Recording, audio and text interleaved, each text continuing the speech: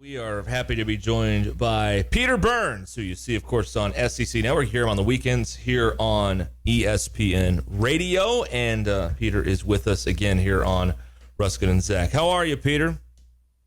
What's up, boys? How are we? Getting damn ready. I'm just excited that we're going to do SEC baseball tournament this year, like in person. I felt like empty, like a part of my life died a slow death when I didn't get a chance to be in Hoover and watch baseball there in Omaha this year. So I'm in a much better mood than if you would have caught me a year ago today.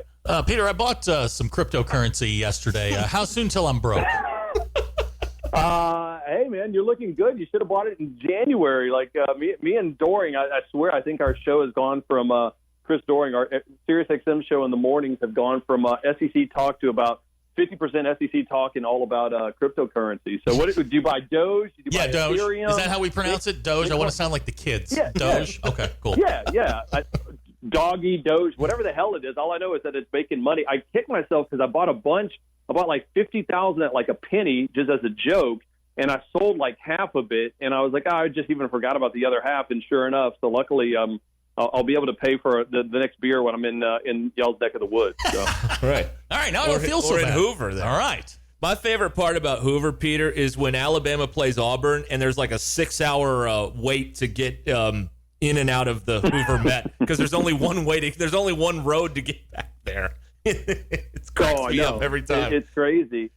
Yeah, and I mean, again, that's why, it'll be interesting because, Auburn is always one of the hometown favorites that come in, but, they've struggled immensely. They may not even make the damn tournament this year. And the other one that always draws real well, of course, is LSU, and Maneri's squad is really struggling right now. I mean, their bullpen is atrocious. So, as Arkansas fans definitely know, as they just saw here in that last series. So, if you don't have Auburn, you don't have LSU, it could be interesting when it comes to attendance numbers here at Hoover. But at least we'll be there, and that's all I can ask for. We were talking yesterday about how Arkansas fans have yacht club problems right now. I mean, we're hand-wringing over the third starter and the third guy out of the bullpen because things are pretty good around here. Now, you're removed from all of it, and you get to see it, from a 30,000-foot view.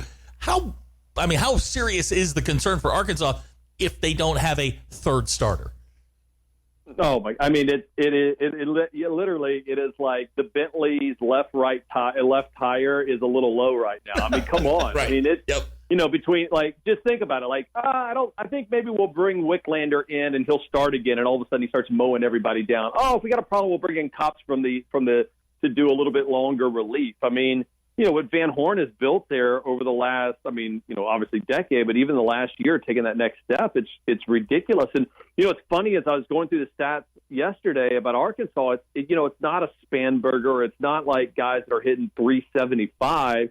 It's kind of middle of the pack, but it's just really good, solid baseball. And this is not the sexiest thing to talk about, and you don't really see it out on when we're talking about on SEC Network, but they're head and shoulders above fielding than everybody else, right? Like, they just play clean baseball, and I know that makes Van Horn happy, and I think that's the reason why they've had so much success this year. Yeah, we're talking with Peter Burns from the SEC Network here. We were talking about this the other day. Like, that lineup that they have, it's going to be really difficult for, 7 guys to go over in a game. Like, it's just, if it's not these 2 guys, it's another 2 guys, or these 5 guys, they come at you in waves. I mean, as not just LSU's bullpen, but many bullpens have found out through this conference season so far. Yeah, you can't pitch around them. You can't just say, "Hey, listen, if I can get to the top in the middle of the order, I'll be able to put it on cruise control." And I think that's all the SEC this year that feels like it's AA ball because so many guys stuck around for one more year of eligibility. That's why I look at I'm an LSU guy, born and raised in Baton Rouge, and I'm like, is it the fact that LSU is really bad, or perhaps the SEC is that freaking good this year? And I'm starting to think it's a little bit more of the latter of, you got probably the top 2 or maybe 2 of the top 3 draft picks in Leiter and Rocker starting over at Vandy. Cops is going to have a great career. You start looking at the amount of talent here in this conference, you could easily go under 500 and still play and still be a national seed, but make the NCAA tournament. I think that's just the murderer's row this year. What do you make of the proliferation of the guys like Fernando Tatis Jr. and the younger players in Major League Baseball? Some of their antics, whatever you want to call it, making their way into the college game with the bat flips. Robert Moore hits a home run and has maybe one of the most epic bat flips ever. I personally love it because I think it adds to rivalry games. You got to admit that was a pimp bat. I mean, like in the super slow motion too. I was like, hell yes! Like it was just get off me. Like why not? Like let's have fun. I mean, again, like I think these unwritten rules. I swear, I think there's going to be sports pre-COVID and sports after COVID. And I think one of the things that post-COVID had made me realize is just kind of like, you know what? Let's enjoy this. Like life is short. Like. As long as you're doing it and not, showcasing and showboating, but why not have a little bit more fun? I mean, there's enough serious things in our life we have to worry about, like kid bat flips. Hey, you might catch one a little high and tight a little bit on the next at bat. Just be prepared for it, but go out and have a little fun. But this has been in every other sport. In football, how many you make a 7-yard reception, guys are celebrating like they just won the Super Bowl. And Peter, in baseball, if a pitcher gets a strikeout to get out of a tough inning, he's fired up, screaming, coming off the mound, and nobody says anything about that. It's the same thing to me as a hitter, flipping a bat or whatever. Dude, I mean, again, like if that, as long as, again, if it's, I mean, I don't know how you can intent, but you best believe that if I went yard off of SEC pitching, that bat is going to be completely flipped. And now, maybe it is. We'll have to do the deal of like if you flip the bat, it has to be at least toward your dugout. But man, let's just have some fun. And if you don't like the bat flipping, well, guess what? Strike the guy out, or don't let him hit and go yard. Yeah, do something about it. Yeah. Give me 3 guys in the league that you would pay top dollar to go watch. I mean, it's hard right now. I mean, right off the bat, Rocker and Leiter were a good 1-2 punch over at Vandy that they are really fun to watch. Now, the difference is Leiter's been touched up. I mean, his last couple starts, I think he's given up something like 7 home runs in his last start. So I'm starting to wonder if people are starting to see a little bit more film on him.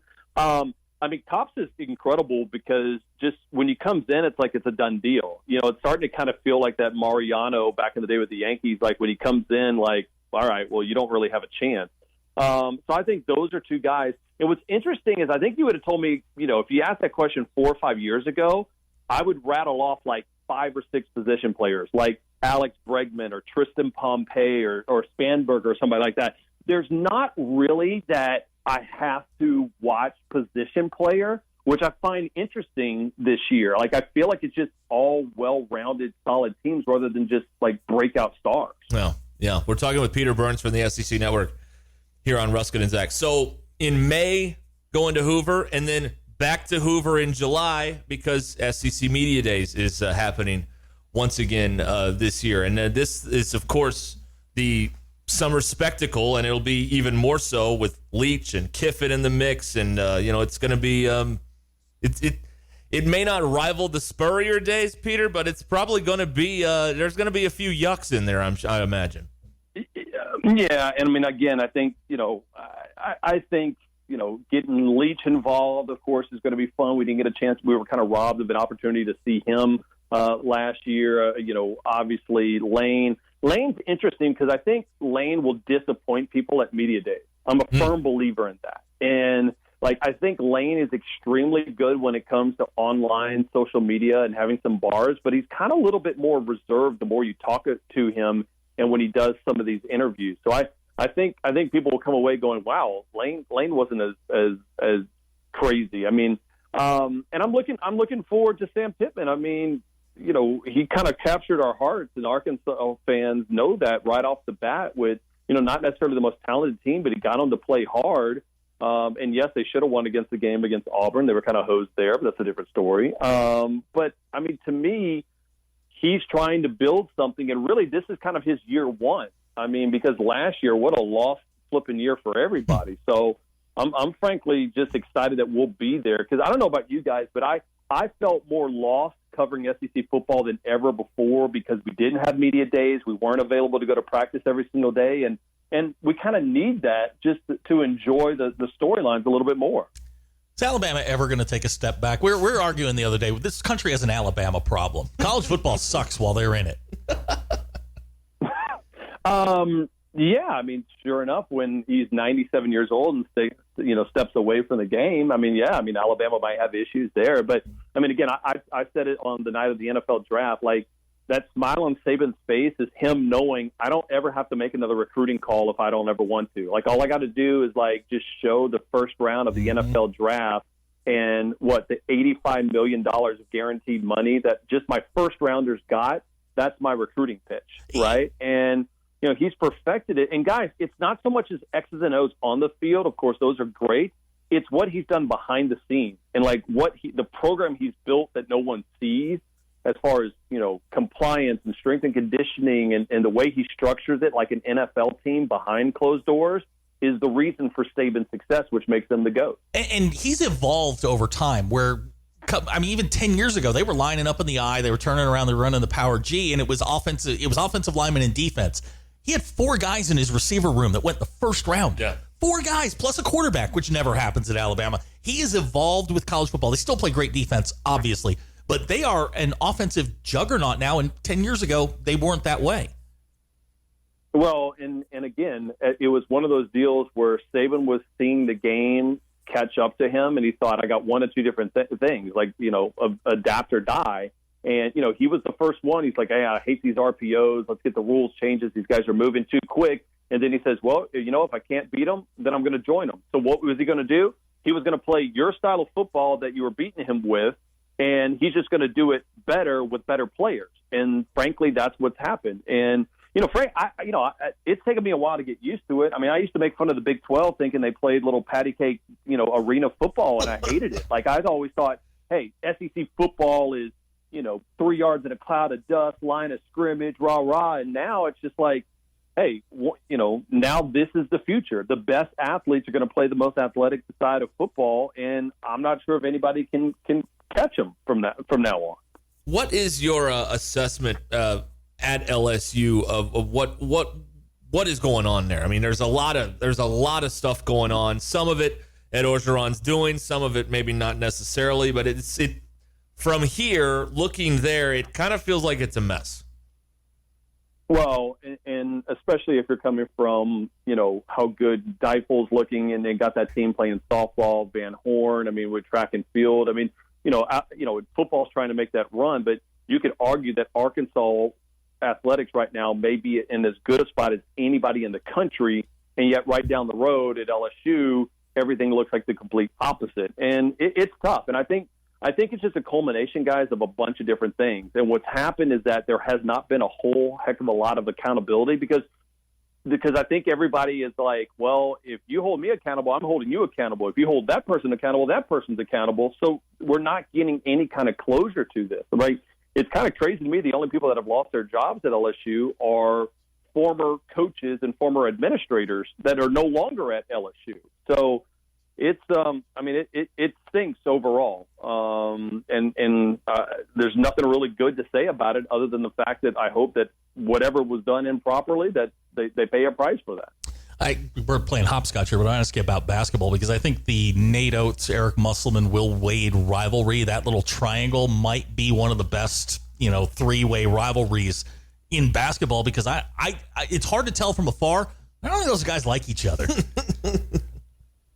I hope not. I mean, again, if I'm Musselman and Nate Oates, I'm not quite sure if I want to be mentioned in the same breath as Will Wade right now for a bevy of different reasons. So, I mean, you know, I think when I think of Musselman, I think of Nate Oates. I think that's the future of this conference, right? I mean, and Coach Cal, I mean, you guys were astutely just pointed out about, you know, how Saban adapted.